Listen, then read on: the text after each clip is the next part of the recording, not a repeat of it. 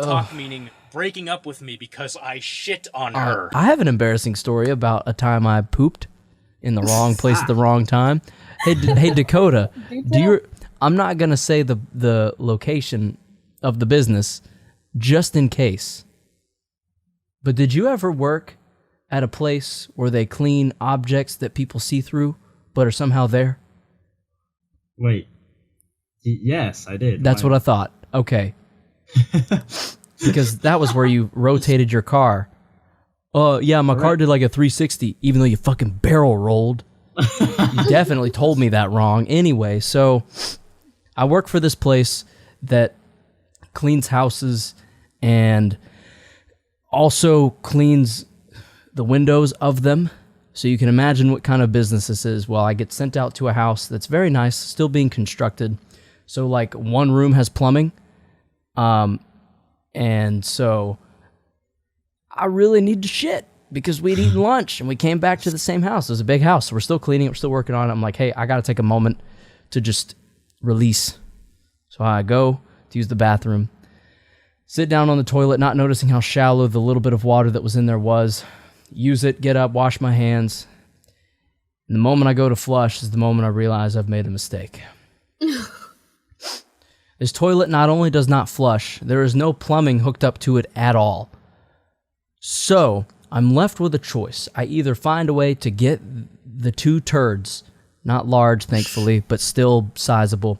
I either find a way to get them out of this toilet, or I just leave it and pretend it didn't happen. But they're going to know that it was someone that worked for this business. So I'm left with a hard choice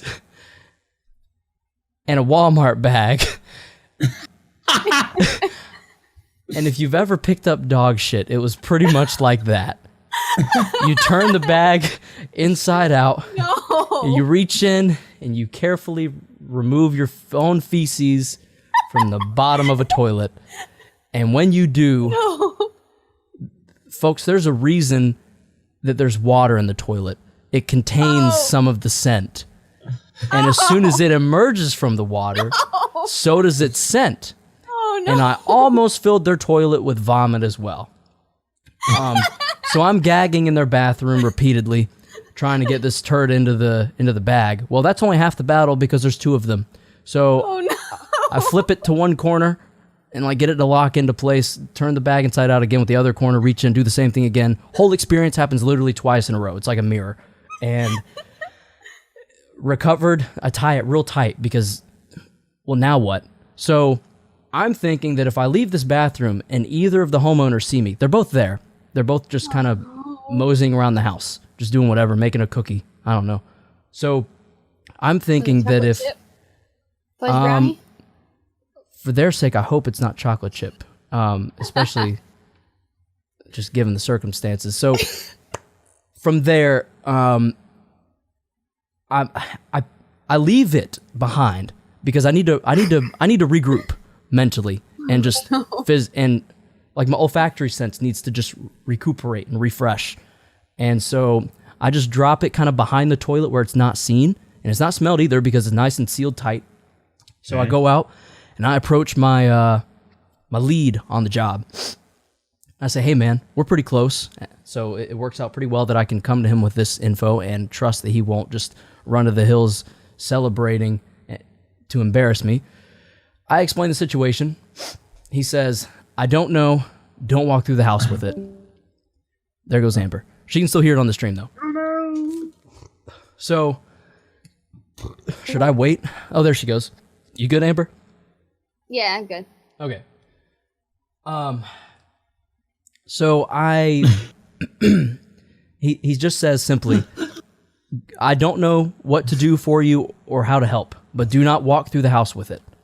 Because for obvious reasons, that would be the end of this business's, I don't know, good name in these people's eyes and all of their friends and family. So for that business's sake, I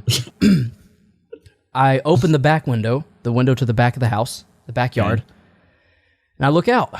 And below me is the father or the husband of the house, and he is mowing the lawn, tending to the lawn and other things around the backyard. And so I'm looking, and I look to my left, and immediately to the left, there's like these two windows that almost face each other. Like it's just kind of, they're just set into this corner, but with some space, obviously, kind of like my room is set up, even though you can't see the other window. So I open that window, and it's off to the side of the house where there's some bushes and a small tree. So I think, all right, if I time this just right, maybe, just maybe, this gentleman will not see me dropping my bag of feces into his backyard so that I can recover it in a moment. So then I drop it. I let go. No. It falls. Unseen. I don't know how. To this day, I have no idea how he didn't see me, because he's in the backyard, and you don't just miss a white bag falling into the woods or like the shallow little bushy part of your yard. So I drop it there. Now, next step is to go around to the side of the house where there aren't windows, back into their little set of bushes without anyone seeing me, without anyone knowing why I went back there, and no one to ask or bring it up. So then I go around to the side of the house, recover it. He doesn't see me. I sneak back, but I get right as I'm getting to the front of the house, I think, oh, I didn't get this far in my head. So I'm not really sure what happens next. Like, I don't know what I'm supposed to do next. I look off to my right, and into the woods, the actual woods, they have a small shed. No. Very unused, very covered in cobwebs and just broken down, but enough covered to place something if one need be. So I wait for my moment, and like Solid Snake, covered by nothing more than a cardboard box, my obvious bright red ass looking, I'm wearing a bright red polo, so I dart across the yard, hoping, praying that no one sees me with this bag in my hand and wonders what's in it and why I'm ditching it in the woods. So I run into the woods, get back as far as I can through the briars and painful plants, and chuck it. It lands, and I leave. I go back to the job. I'm working. Nothing's ever said. It's not brought up. We close out. We're done. We finish the job. We're about to leave. I'm loading everything into the gentleman's trunk that I was working with at the time. I have not forgotten. So it's not like it dawned on me. The whole time it's been hanging over my head. There's a bag of your own shit in these people's woods, and you need to retrieve it, because DNA testing is a thing, and they will find you, and they will arrest you. I don't know what for. I don't know if it would be public indecency because I shit in the bathroom, so that's not a thing. It wouldn't be public nudity because I was never nude anywhere other than their bathroom. Disposal. Improper disposal. Improper disposal. There we go. So that's what it would be. Well, I don't really want to get arrested, so I'm thinking, all right, let's ditch the water that's in this bucket. So we have a bucket with a lid that you put water and soap in, so I ditch the water in it, as you do, just so you can drive back safely and calmly, and have to slam on the brakes, you can. So I ditch the water in it. I drop it by the car. Brian says, if you hadn't buried it, it wouldn't have been an issue. I didn't have time to dig and bury and then replace the dirt. I literally threw it and ran back into the house. Like that, it was a very quick transaction. No thought process at all. So I go back, I dig through. I'm just trying to get to this bag before anyone notices and says anything. Get the bag in hand and go to rip it out, and then I think, wait, there's briars, there's needles and things. I need to move carefully. So carefully but quickly, I get this bag shimmied through the woods and briars and things, and don't cut it open, thankfully, because my God, That'd be pretty shitty. It would be so shitty.